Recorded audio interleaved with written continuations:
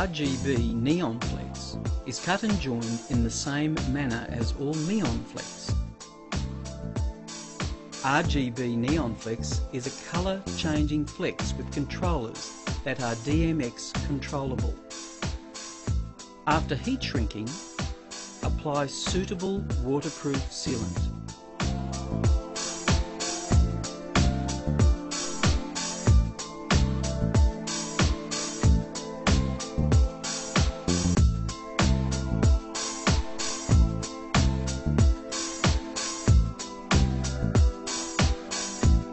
Simply connect power input and DMX output and your RGB neon flex is ready to use.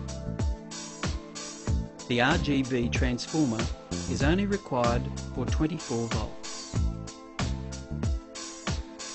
The RGB neon flex controller has manually operated mode and speed switches which can be DMX controlled.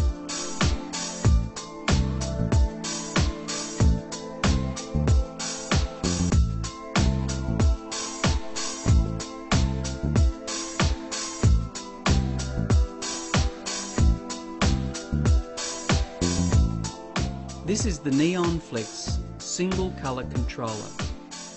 It has 8 speed settings that you can manually control.